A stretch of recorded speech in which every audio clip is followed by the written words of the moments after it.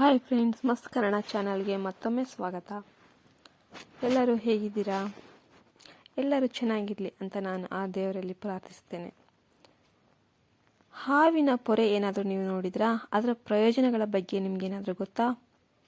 ಹಾವಿನ ಪೊರೆಯಿಂದ ಏನೇನು ಪ್ರಯೋಜನಗಳಿವೆ ನಿಮಗೆ ಖಂಡಿತ ಆಶ್ಚರ್ಯ ಆಗ್ಬೋದು.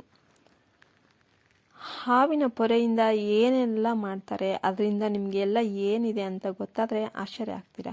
ನೀವು ಆ ಹಾವಿನ ಪೊರೆಯನ್ನು ತೆಗೆದುಕೊಂಡು ರಾತ್ರೋರಾತ್ರಿ ಶ್ರೀಮಂತ ಆಗ್ಬೋದು.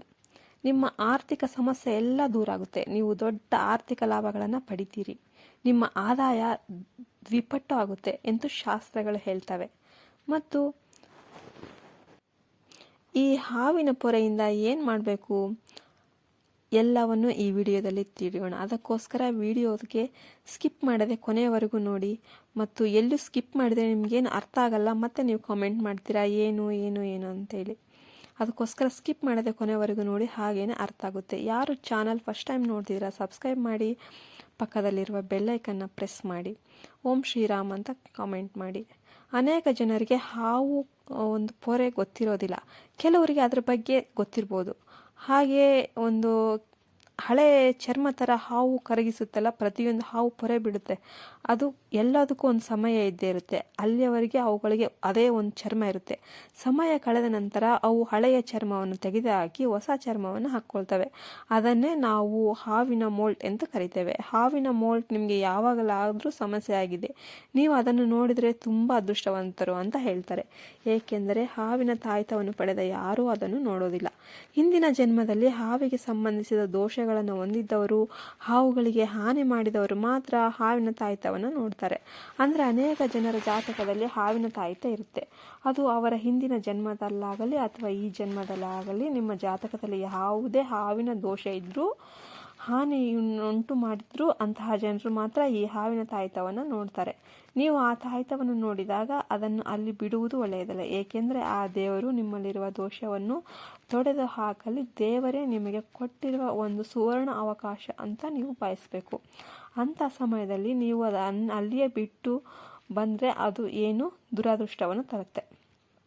ಆದ್ದರಿಂದ ನೀವು ಎಲ್ಲಿಯಾದರೂ ಆ ಹಾವಿನ ಪೊರೆಯನ್ನು ನೋಡಿದರೆ ಎಚ್ಚರಿಕೆಯಿಂದ ನಿಮ್ಮೊಂದಿಗೆ ತೆಗೆದುಕೊಂಡು ಹೋಗಬೇಕು.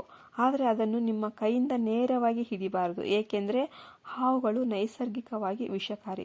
ಹಾವಿನ ಕಡಿತದಿಂದ ವಿಷವು ತುಂಬ ಬಲವಾಗಿದ್ದು ಅದು ನೇರವಾಗಿ ಮನುಷ್ಯನ ಕೊಲ್ತದೆ.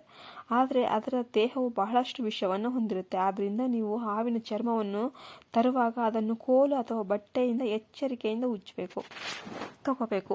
ಮುಖವಾಡ ಅಥವಾ ಕೈ ಕವಸಗಳನ್ನು ಧರಿಸಿ ಹಾವಿನ ದೇಹವನ್ನು ಹಿಡಿದು ಚೀಲದಲ್ಲಿ ಇರಿಸಬೇಕು.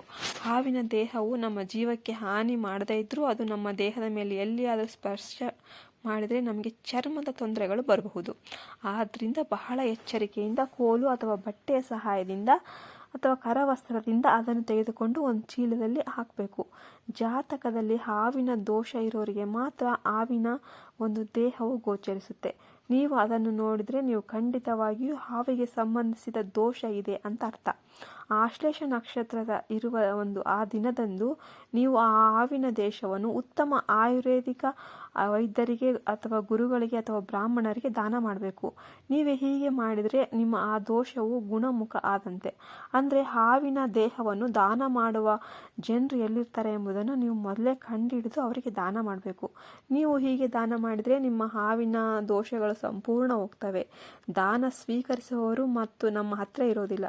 ಅವರು ಎಂತ ಭಾವಿಸ್ತಿರ್ತಾರೆ ಕೆಲವು ಜನ, ನಮಗೆ ಗೊತ್ತಿಲ್ಲ, ಎಲ್ಲಿಲ್ಲ ನಮಗೆ ಗೊತ್ತಿಲ್ಲ ಅಂತ. ಆಗ ಅದನ್ನು ಹರಿಯುವ ನೀರಿನಲ್ಲಿ ಬಿಡಬೇಕು. ಆಗ ಎಲ್ಲ ದೋಷಗಳು ನೀರಿನ ಹತ್ರನೇ ಹೋಗ್ಬಿಡ್ತವೆ.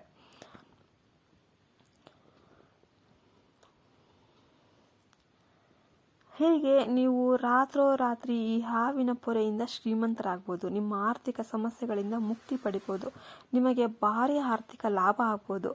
ಆದ್ದರಿಂದ ನೀವು 2ನೇ ಬಾರಿಗೆ ಹಾವು ಅಥವಾ ಹಾವಿನ ದೇಹವನ್ನು ನೋಡಿದರೆ ಅದರೊಂದಿಗೆ ಈ ಪರಿಹಾರವನ್ನು ಮಾಡಿ.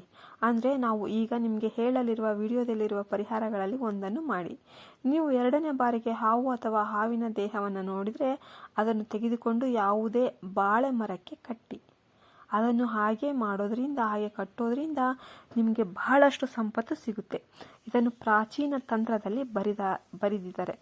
ನಮ್ಮ ಪೂರ್ವಜರು ಏನೇ ಹೇಳಿದ್ರು ಅದು ಸ್ವಲ್ಪ ಫಲ ನೀಡೇ ನೀಡುತ್ತೆ. ಆದ್ದರಿಂದ ನೀವು ಎಲ್ಲಿಯಾದರೂ ಹಾವಿನ ಪೊರೆ ಕಂಡಿದ್ರೆ ಅದನ್ನು ಆ ಬಾಳೆ ಗಿಡಕ್ಕೆ ಕಟ್ಟಿ.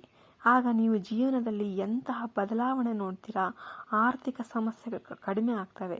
ಹಾವಿನ ದೇಹವನ್ನು ಸ್ವಲ್ಪ ಗಂಗಾ ನೀರಿನಿಂದ ಶುದ್ಧಗೊಳಿಸಿ ಶಿವನ ಕುತ್ತಿಗೆಗೆ ಏನಾದರೂ ಹಾಕಿದರೆ ನಿಮ್ಮ ಆಸೆ ಖಂಡಿತವಾಗಿ ಈಡೇರ್ತವೆ. ಹಾವುಗಳಂದರೆ ಶಿವನಿಗೆ ತುಂಬ ಇಷ್ಟ. ನೀವು ಎಲ್ಲಿಯಾದರೂ ನವಿಲನ್ನು ಕಂಡುಕೊಂಡ್ರೆ ನೀವು ಈ ಹಾವಿನ ದೇಹವನ್ನು ಅದರೊಂದಿಗೆ ಇಟ್ಕೊಳ್ಬೇಕು. ನೀವು ಯಾರನ್ನು ಮೋಡಿ ಮಾಡಲು ಬಯಸ್ತೀರೋ ಅವರ ಹೆಸರನ್ನು, ಅಂದರೆ ನೀವು ಕೇಳಲು ಬಯಸ್ತೀರೋ ಅವರ ಹೆಸರನ್ನು 21 ಬಾರಿ ಹೇಳಿ ಮತ್ತು ನಿಮ್ಮ ಆಶಯವನ್ನು ಪ್ರಾಮಾಣಿಕವಾಗಿ ಹಾರೈಸಿದರೆ ಅವರು ತಮ್ಮ ಆಶಯವನ್ನು ನಿಮಗೆ ನೀಡ್ತಾರೆ. ನೀವು ಖಂಡಿತವಾಗಿ ಮೋಡಿ ಮಾಡಲ್ಪಡ್ತೀರಿ. ಹುಡುಗಿ ಅಥವಾ ಹುಡುಗ ಎಷ್ಟೇ ಹಠಮಾರಿಯಾಗಿದ್ರೂ ಅವರು ನಿಮ್ಮ ಪ್ರೀತಿಯನ್ನು ಸ್ವೀಕರಿಸದಿದ್ದರೆ ನೀವು ಅವರ ಮೇಲೆ ಈ ಪ್ರಯೋಗವನ್ನು ಮಾಡಿದರೆ ಅವರು ಖಂಡಿತವಾಗಿಯೂ ನಿಮಗೆ ಉತ್ತಮ ಪ್ರತಿಕ್ರಿಯೆ ಸಿಗುತ್ತೆ. ಅವರು ನಿಮ್ಮ ಮಾತನ್ನು ಕೇಳ್ತಾರೆ, ನಿಮ್ಮ ಪ್ರೀತಿಯನ್ನು ಒಪ್ತಾರೆ. ಅದೇ ರೀತಿ ನೀವು ಕಾಗೆಯ ಗೂಡನ್ನು ಸಂಗ್ರಹಿಸಿ ಆ ಗೂಡಿನಲ್ಲಿ ಈ ಹಾವಿನ ಗೂಡನ್ನು ಇಟ್ಟು ಮನೆಯಲ್ಲಿ ಎಲ್ಲಿಯಾದರೂ ಅಂದರೆ ಬೇಕಾಬಿಟ್ಟಿಯಾಗಿರಿಸಿದರೆ ಲಕ್ಷ್ಮೀ ದೇವಿಯು ಯಾವಾಗಲೂ ನಿಮ್ಮ ಮನೆಯಲ್ಲೇ ವಾಸಿಸ್ತಾಳೆ. ನಿಮಗೆ ಎಂದಿಗೂ ಹಣದ ಕೊರತೆ ಬರೋದೇ ಇಲ್ಲ. ನಿಮಗೆ ಯಾವಾಗಲೂ ಹಣ ಬರುತ್ತೆ.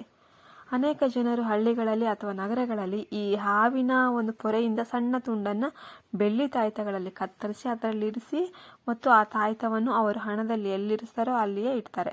ಅಂದರೆ ಅದು ಹಣದ ಪೆಟ್ಟಿಗೆ ಅಥವಾ ಹಣದ ಚೀಲ ಆಗಿರ್ಬೋದು. ಅವರು ಅದನ್ನು ಆ ರೀತಿಯಲ್ಲಿ ಇರಿಸಿದರೆ ಅವರು ಶ್ರೀಮಂತರಾಗ್ತಾರೆ ಮತ್ತು ಅವರು ಪಡೆಯುವ ಹಣ ಕೂಡ ದ್ವಿಪಟ್ಟಾಗುತ್ತೆ ಅಂತ ನಂಬ್ತಾರೆ. ನಾಗದೇವತೆ ಸ್ವತಃ ಹಣವನ್ನು ರಕ್ಷಿಸ್ತಾರೆ ಅಂತ ನಂಬ್ತಾರೆ. ಅದೇ ರೀತಿ ಆಯುರ್ವೇದದಲ್ಲಿ ಈ ಹಾವಿನ ಪೊರೆಯನ್ನು ಕೆಮೊಥೆರಪಿಯಲ್ಲಿ ಕೂಡ ಬಳಸ್ತಾರೆ. ಇದನ್ನು ಚರ್ಮಕ್ಕೆ ಸಂಬಂಧಿಸಿದ ಔಷಧಗಳಲ್ಲಿ ಕೂಡ ಬಳಸಲಾಗುತ್ತೆ. ಹೀಗೆ ಇದರಿಂದ ತುಂಬಾ ಅನುಕೂಲ ಇದೆ.